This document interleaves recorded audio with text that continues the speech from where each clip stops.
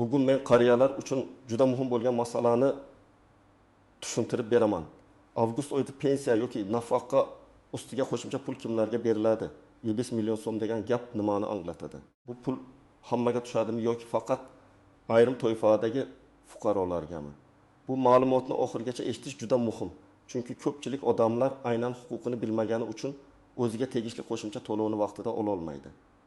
Men bu videoda masalani oddiy tilda, bosqichma-bosqich tushuntiraman. Avval qanday edi, hozir nima o'zgardi? Kim xavotir olishi kerak? Kimga bu o'z-o'zidan hisoblanadi? Kim esa albatta hujjat topshirishi kerak? Hozir kanalga obuna bo'lib qo'ying, videoga like bosing. Chunki bunday ma'lumotlar ko'pincha oilada ota-ona, bobo-buvi, qarindoshlar uchun juda kerak bo'ladi. Avvalo, eng ko'p berilayotgan savolga javob beraman.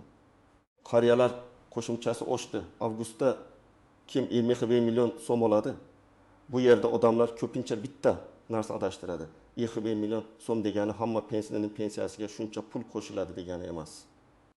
Bu ayrim holatlarda bir martalik yoki qayta hisob-kitob natijasida keladigan farq bo'lishi mumkin. Ayrim toifalarda esa oylik qo'shimcha to'lovlarning yig'indisi yuqoriroq chiqishi mumkin. Oldin ko'p holatlarda pensioner o'z pensiyasini olardi. Agar imtiyozli toifaga kirsa, masalan, nogironligi bo'lsa, parvarishga muhtoj bo'lsa, urush yoki mehnat fronti bilan bog'liq maqomi bo'lsa, yolg'iz yashayotgan bo'lsa yoki ma'lum yoshdan oshgan bo'lsa, unga alohida qo'shimcha to'lovlar belgilanishi mumkin edi. Lekin muammo shunda ediki, bu qo'shimchalar har doim ham avtomatik tarzda to'liq ko'rinmasdi. Ba'zi fuqarolarning hujjati tizimda to'liq bo'lmagan, ba'zilar yashash holatini tasdiqlamagan, ayrimlar esa o'ziga tegishli imtiyoz borligini umuman bilmagan. Hozir o'zgarayotgan asosiy narsa shuki, ayrim qo'shimcha to'lovlar qayta ko'rib chiqiladi. Ayrim toifalar bo'yicha pensiya va nafaqalarga ustamalar yangilangan miqdorlar asosida hisoblanadi. Ayrim fuqarolarga esa avvalgi oylar uchun ham farq puli chiqishi mumkin. Shuning uchun avgustda kimdir odatdagi pensiyasidan ko'proq pul olishi ehtimoli bor. Lekin bu pul hamma qariyalarga avtomatik 20 million degani emas. Bu eng katta xato tushuncha. Endi kimlar bu masalada alohida e'tiborli bo'lishi kerakligini batafsil tushuntiraman. Birinchi toifa yoshi katta bo'lgan, ayniqsa aqimi yoshdan oshgan fuqarolar. Amaliyotda eng ko'p savol aynan shu toifadan keladi.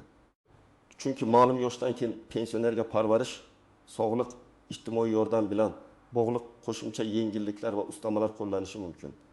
Agar pensioner maqimi yoshga to'lgan bo'lsa, lekin pensiyasida hech qanday o'zgarish sezilmagan bo'lsa, bu holatni tekshirtirish kerak. Sababi ba'zan tug'ilgan sana tizimda bor, lekin qo'shimcha to'lovni bog'lash uchun boshqa ma'lumot yetishmaydi. Masalan, Toshkent viloyatida yashovchi Payzimbin yoshli ona 20 million 150 ming so'm pensiya olayotgan bo'lsin. U avval faqat asosiy pensiyani olgan. Keyin uning yoshi, yashash holati va parvarishga ehtiyoji bo'yicha qo'shimcha to'lov qayta ko'rib chiqildi. Agar unga oylik qo'shimcha 300 ming so'm atrofida belgilanib, bu to'lov bir necha oy oldindan hisoblangan bo'lsa, avgustda bir doniga 1 million so'mdan ortiq farq pul kelishi mumkin. Odamlar shuni ko'rib, 1 million hammaga berilyapti deb o'ylaydi. Aslida bu o'sha fuqaroning avvalgi oylar uchun yig'ilib qolgan haqidir. Ikkinchi toifa nogironligi bo'lgan pensionerlar. Bu yerda ham vaziyat oddiy emas. Agar odam pensiya yoshida bo'lsa va bir vaqtning o'zida nogironlik guruhi ham belgilangan bo'lsa, u qaysi turdagi to'lovni olayotgani, qo'shimcha ustamalar qanday hisoblangani, tibbiy mehnat ekspert komissiyasi xulosasi tizimga to'g'ri kiritilgani alohida tekshiriladi. Masalan, bir ota ikki guruh nogironi pensiya yoshida, lekin pensiya tayinlanganda uning nogironlik ma'lumoti yangilanmagan bo'lishi mumkin. Shunday holatda u faqat oddiy yoshga doir pensiya olib kelgan bo'ladi.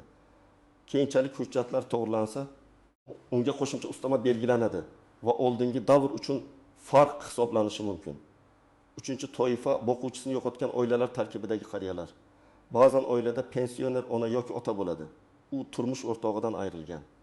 Lekin qanday to'lov turi unga foydaliroq ekanini bilmaydi. Ayrim hollarda fuqaro o'zining yoshga doir pensiyasini oladi. Ayrim hollarda esa boquvchisini yo'qotganlik bo'yicha to'lov yoki unga bog'liq imtiyozlar muhim bo'lishi mumkin. Men har doim shuni aytaman. Bunday vaziyatda qo'shnim shunday oldi, men ham shunday olaman deb qaror qilmang. Har bir fuqaroning ish staji, oylik maoshi, hujjatlari, oilaviy holati va to'lov turi boshqacha bo'ladi. 4-toifa yolg'iz yashovchi qariyalar. Bu masalada juda ko'p noaniqlik bor. Odam yolg'iz yashashi mumkin, lekin propiskada farzandi yoki boshqa qarindoshi ro'yxatda turishi mumkin. Yoki aksincha farzandlari boshqa joyda yashaydi. Lekin rasmiy ro'yxat eski manzilda qolgan bo'ladi. Davlat organlari ko'pincha rasmiy ma'lumotga qaraydi. Agar hujjatda siz bilan birga boshqa shaxs ro'yxatda turgan bo'lsa, siz amalda yolg'iz yashayotganingizni alohida tasdiqlashga to'g'ri kelishi mumkin.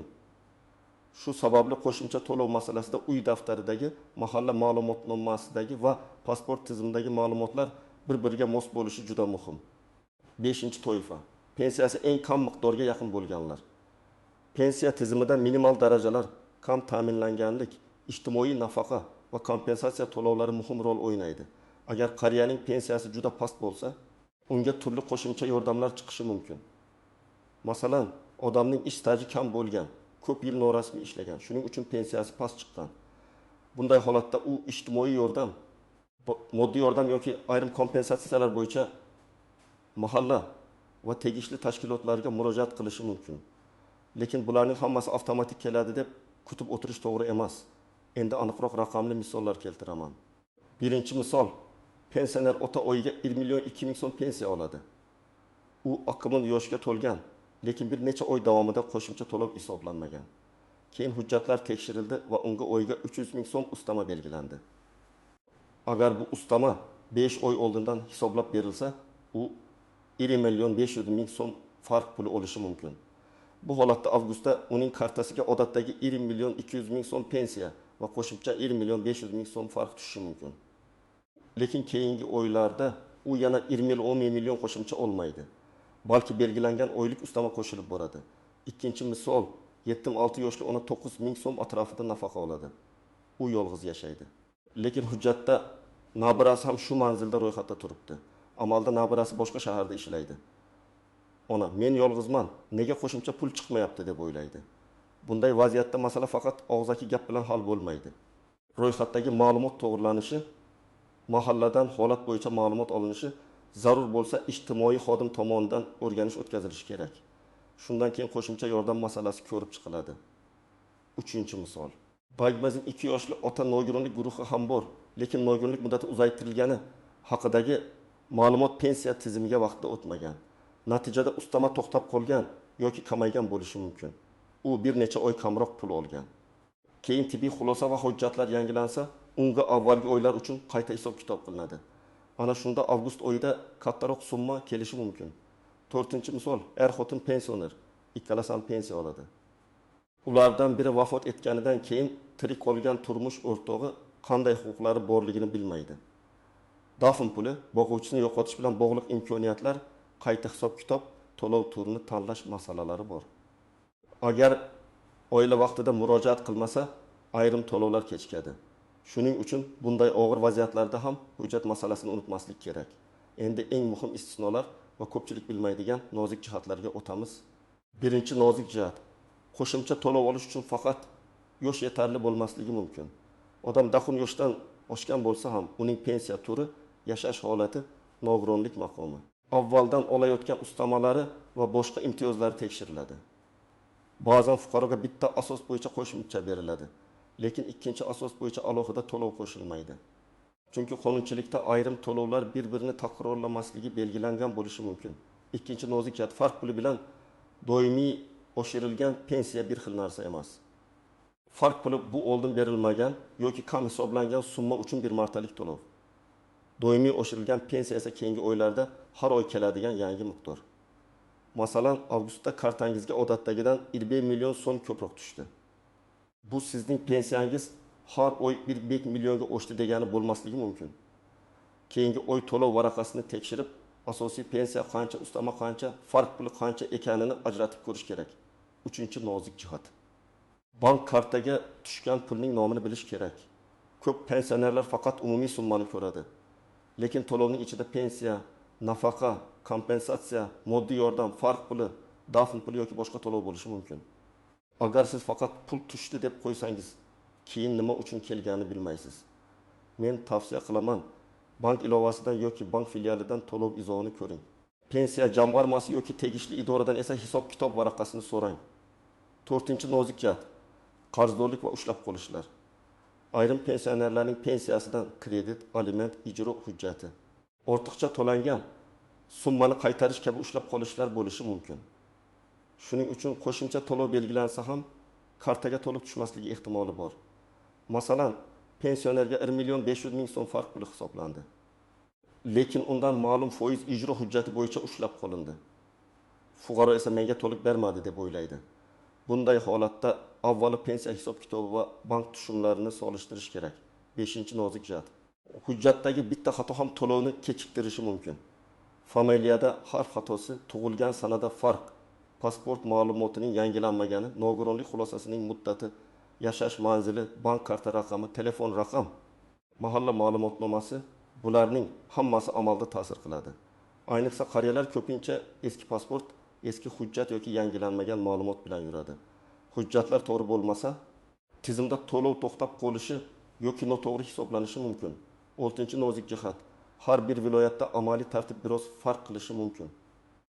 Qonun umumiy bo'ladi, lekin murojaatni qabul qilish, navbat, ijtimoiy o'rganish, mahalla bilan hamkorlik, bank orqali tushum muddatlari hududga qarab farqlanishi mumkin.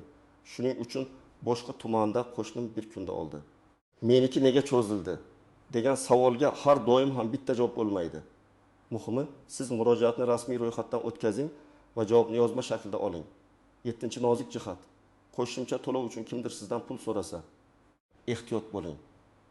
Pensiya va nafaqa bilan bog'liq rasmiy to'lovlar qonuniy tartibda belgilanadi. Hujjat topshirish, ariza yozish, ma'lumot olish uchun kimlargadir tezlashtirib beraman deb pul berish katta xato. Agar sizga shunday taklif bo'lsa, darhol rad eting va rasmiy idoraga murojaat qiling. Ayniqsa qariyalar ishonuvchan bo'ladi. Firibgarlar esa aynan shundan foydalanadi. Endi men aniq nima qilish kerakligini aytaman. Birinchi qadam. Pensionerning hozirgi to'lovini aniqlang.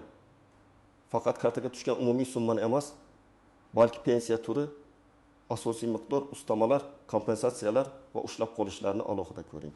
Buning uchun bank ilovasidan tushum izohini ko'rish mumkin. Lekin eng to'g'ri yo'l pensiya jamg'armasi bo'limidan yoki tegishli organlardan hisob-kitob ma'lumotini olish. Ikkinchi qadam. Fuqaro qaysi toifaga kirishini tekshiring. Yoshi nechada, daxm yo'qishdan oshganmi, nogironlik guruhi bormi, yolg'iz yashaydimi, boquvchini yo'qotganmi, pensiyasi juda pastmi, urush yoki mehnat bilan bog'liq maxsus maqomi bormi, parvarishga muhtojligi tasdiqlanganmi? Bu savollarning har biri pul miqdoriga ta'sir qilishi mumkin. Men oilalarga shuni tavsiya qilaman. Ota-onangizning hujjatlarini bir papkaga yig'ib qo'ying va yiliga kamida bir marta tekshiring. 3-qadam. Hujjatlarni tayyorlang. Odatda pasport yoki ID karta, pensiya guvohnomasi yoki pensiya olishni tasdiqlovchi ma'lumot, nogironlik bo'lsa tibbiy xulosa, yashash manzili bo'yicha ma'lumot, bank karta rekvizitlari, zarar bo'lma mahalla ma'lumotnomasi, o'quvchisini yo'qotganlik holatida o'lim guvohnomasi va qarindoshlikni tasdiqlovchi hujjatlar kerak bo'lishi mumkin. Har bir holatda ro'yxat biroz farq qiladi. Shuning uchun borishdan oldin telefon orqali yoki rasmiy kanallar orqali aniqlab oling. 4-qadam. Arizani aniq yozing. Arizada menga pul bering deb umumiy yozish yetarli emas. Mening pensiyam va unga tegishli qo'shimcha ustamalarni qayta ko'rib chiqishingizni, agar oldingi davrlar uchun farq mavjud bo'lsa, qayta hisob-kitob qilib berishingizni so'rayman deb yozish maqsadga muvofiq. Agar siz aniq asosni bilsangiz, masalan, raqamli yoshga to'lganlik, nogironlik guruhi, yolg'iz yashash holati yoki boquvchisini yo'qotganlik, shuni ham ko'rsating. 5-qadam. Arizani rasmiy ro'yxatdan o'tkazing. Og'zaki so'rab chiqib ketmang. Murojaatingiz qabul qilingan sana raqam yoki tasdiq bo'lishi kerak. Agar elektron tarzda yuborsangiz, murojaat raqamini saqlab qo'ying. Agar idoraga borib topshirsangiz, nusxasiga qabul qilinganligi haqida belgi qo'ydiring. Bu keyinchalik men murojaat qilgan edim deb isbotlash uchun kerak. 6-qadam. Javobni kuting, lekin nazoratsiz qoldirmang. Belgilangan muddat o'tsa yana murojaat qiling. Javob tushunarsiz bo'lsa, yozma izoh so'rang. Agar sizga rad javobi berilsa, rad etish sababi aniq yozilgan bo'lishi kerak. Masalan, hujjat yetishmaydi, toifa mos emas, ushbu to'lov boshqa ustama bilan birga berilmaydi kabi. Sababni bilsangiz, keyingi qadamni to'g'ri tanlaysiz. 7-qadam. Avgustda odatdagidan ko'proq pul kelsa, darhol xursand bo'lib hammasini sarflab yuborishdan oldin, bu qaysi davr uchun va qanday asosda kelganini aniqlang. Chunki ba'zan ortiqcha to'lov ham bo'lishi mumkin. keyin uni qaytarish talab qilinadi. Agar hammasi to'g'ri bo'lsa, hisob-kitob varaqasida bu aniq ko'rinadi. 8-qadam. Oilada qariyalar bo'lsa, ularni yolg'iz qoldirmang. Ko'p ota-onalar idoraga borishga qiynaladi. Navbatda turishi og'ir, hujjatlarni tushunmaydi. Farzandlar yoki yaqin qarindoshlar yordam bersa, masala tezroq hal bo'ladi. Lekin yordam berishda ham ehtiyot bo'ling. Pensionerning kartasini, parolini, shaxsiy ma'lumotlarni begonalarga bermang. Rasmiy xizmatlardan foydalaning. Kim xavotir olmasligi mumkin? Agar sizning pensiyangiz har oy muntazam tushayotgan bo'lsa, hujjatlaringiz to'liq bo'lsa, yaqinda pensiya qayta hisoblangan bo'lsa, yoshingiz yoki maqomingiz bo'yicha yangi asos paydo bo'lmagan bo'lsa, vahimaga tushishga hojat yo'q. Lekin baribir bir marta tekshirtirib qo'yish zarar qilmaydi. Ayniqsa avgust oyida hamma pul olyapti, men olmayapman degan gaplar ko'payadi. Har bir holat individual ekanini unutmaslik kerak. Kim albatta tekshirtirish kerak. Yaqinda taktum yoshga to'lganlar, nogironlik guruhi yangilanganlar, turmush o'rtog'i vafot etganlar, yolg'iz yashovchilar, pensiyasi juda past bo'lganlar, hujjatlarida o'zgarish bo'lganlar, bank kartasi almashtirilganlar, boshqa tuman yoki viloyatga ko'chganlar, pensiya miqdori birdan kamayganlar yoki bir necha oy davomida qo'shimcha to'lov olmaganlar. Mana shu toifadagi odamlar kutib o'tirmasdan albatta murojaat qilishi kerak. Yana bir muhim narsani aytaman. İjtimoiy tarmoqlarda tarqalayotgan har bir xabarga ishonmang. Avgustda hamma qariyaga 1 million beriladi. Falon joyga pasport yuboring. Karta raqamingizni yozsangiz pul tushadi degan gaplar xavfli bo'lishi mumkin. Rasmiy ma'lumotni faqat davlat idoralari, pensiya jamg'armasi, mahalla, ijtimoiy himoya organlari yoki ishonchli rasmiy manbalardan tekshiring. Hech kimga karta kodi, SMS kodi yoki bank ilovasi parolini bermang. Demak, avgust oyida 1 million so'm masalasi hammaga bir xil tarqatiladigan pul emas. Bu ko'pincha qo'shimcha ustama. Qayta hisob-kitob yoki oldingi oylar uchun farq puli bo'lishi mumkin. Kimdir haqiqatan ham avgustda odatdagidan ancha ko'proq pul oladi. Kimdir esa olmaydi. Chunki uning holatida bunday asos yo'q. Eng to'g'ri yo'l o'z hujjatlaringizni tekshirish, toifangizni aniqlash, ariza bilan rasmiy murojaat qilish va hisob-kitobni yozma shaklda olish. Men sizga maslahatimni aniq aytaman. Oilangizda pensioner bo'lsa, bugun uning pensiya miqdorini, yoshini, imtiyozlarini, hujjatlarini va bank tushumlarini tekshirib chiqing. Agar shubha bo'lsa, pensiya jamg'armasi bo'limiga yoki tegishli ijtimoiy organlarga murojaat qiling. Huquqingiz bor bo'lsa, uni talab qilishdan tortinmang. Sizning oilangizda avgust oyida pensiya yoki qo'shimcha to'lov oshdimi? Kimdir 1 million so'mga yaqin farq pul oldimi yoki aksincha umuman tushunarsiz holat bo'ldimi? Izohlarda yozib qoldiring. Boshqalarga ham foydasi tegadi. Videoga like bosing, kanalga obuna bo'ling. Chunki men qariyalar, pensionerlar va oddiy fuqarolarning puliga bevosita ta'sir qiladigan muhim ma'lumotlarni sodda tilda tushuntirib boraman.